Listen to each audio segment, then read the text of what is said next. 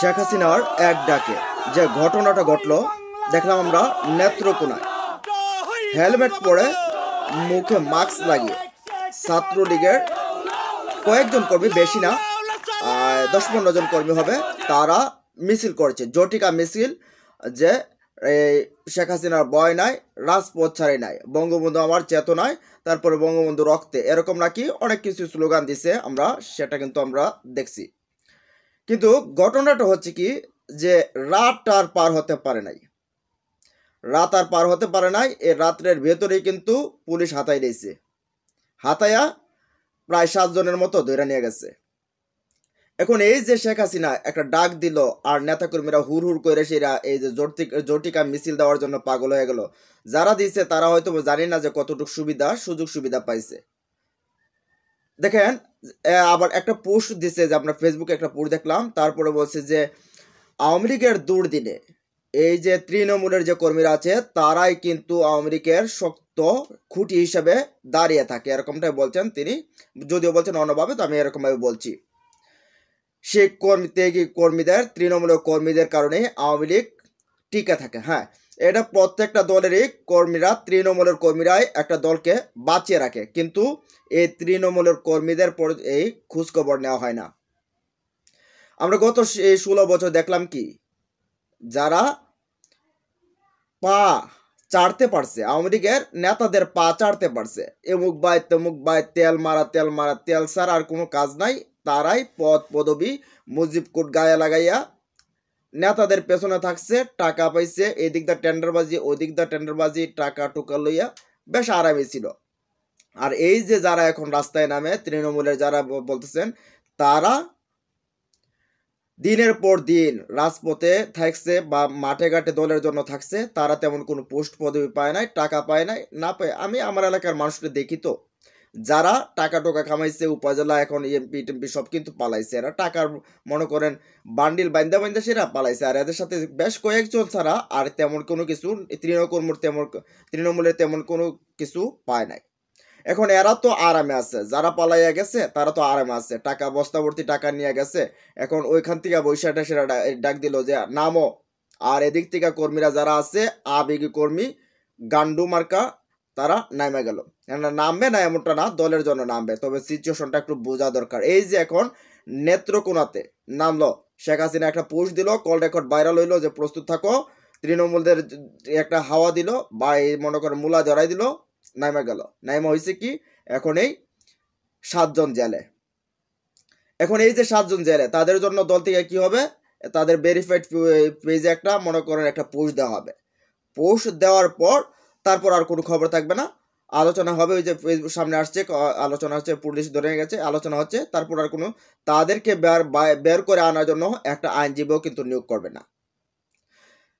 যারা এই বিগত সময়ে আমরা দেখলাম তৃণমূলের কর্মীরা যারা দলের জন্য রাত দিন পরিশ্রম করছে, তারা কোনো পদ পায় না।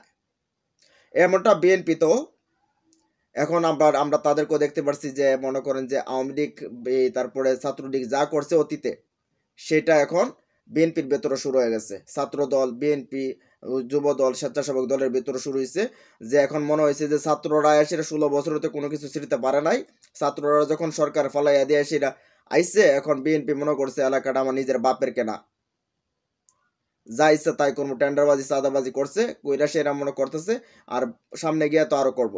তো এদের অবস্থা মনে করেন ওই যে অবস্থা হতে পারে, এরকম অবস্থা।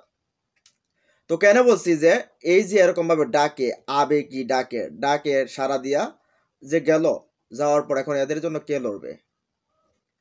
যদি ফ্যামিলি, যদি ব্যাকগ্রাউন্ড যদি ভালো থেকে থাকে, তাহলে হয়তো বা তাদের ফ্যামিলিগুলো বাইরে বের করে আনবে বা সুযোগ করবে। কিন্তু এছাড়া কে, যদি যদি কোনো দরিদ্র ফ্যামিলি, আমরা তো বিগত সময় দেখছি, বিএনপির ক্ষেত্রে দেখছি বা অন্যান্য দলগুলোর ক্ষেত্রে দেখছি, নিজেরাই সাফারিং। কয়জন কর্মীর খবর নিচ্ছে বিএনপি 16 বছরে? তৃণমূলের কয়জন কর্মীর খবর নিচ্ছে? যারা জেলের ভেতরে ছিল, যারা বিভিন্নভাবে আহত হয়েছে, কয়জনের ফ্যামিলিতে গেছে?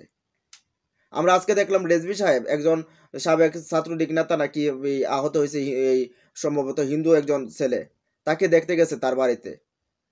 তারেক রহমানের নাকি নির্দেশ, তার বাড়িতে গেছে দেখতে।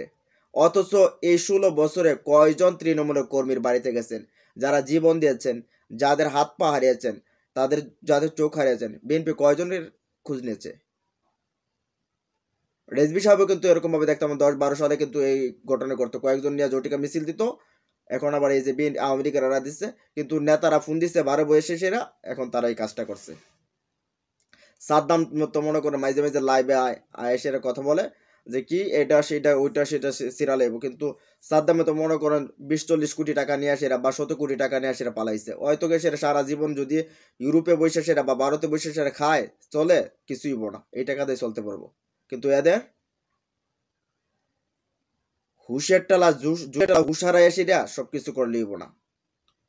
যে অনেকে আবার বলে যে এরকম ভাবে তো যে আওয়ামী লীগের ছাত্রলীগের সাহস আছে, জটিকা মিছিল দিতেছে নিষিদ্ধ হওয়ার পরও, এগুলো তো শিবিরও পারে নাই, তারা ভেতরে এখন শিবির যারা ছিল তারা কি রাজপথে পুলিশের সামনে বুক পাইতা দিয়ে সেটা ছাত্রলীগের সামনে বুক পাইতা দিয়ে সেটা কইতো আসিন যে আমাদেরকে গুলি করো, একটা গুলি করলো উপরে চলে গেল, শেষ।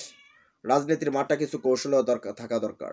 এখন যেহেতু বড় যেহেতু নেতারা সামনে নেই, এই কর্মীদেরকে, তৃণমূলের কর্মীদেরকে যারা আছে তারাও একটু কৌশলী হওয়া দরকার, যে আমরা যদি যাই ভেতরে তাহলে আমাদের অবস্থা হবে কি, আমাদের পরিবারের অবস্থা কি হবে, এগুলো দেখা দরকার। শুধু ডাক দিল আর করলো এটা দরকার না, হয়তো বা তাদের সময় ভালো সময় আসতে পারে, ভেতর পলিসি তারা মেকিং করতেই পারে, কিন্তু এই যে গেল 7 জনের মতো আরো বেশ কয়েকজন আমরা চট্টগ্রামে দেখলাম এরকম এক অবস্থা, নিষিদ্ধ করা হয়েছে। এখন এটার অবস্থা পরিস্থিতি বদলাক তারপর আসেন, কিন্তু কি হলো, শেখ হাসিনা ডাক দিল, গেল, গিয়ে এখন জেলের ভেতরে। নিষিদ্ধ সংগঠন হলে তো বুঝতেই পারেন যে কি অবস্থা হতে পারে।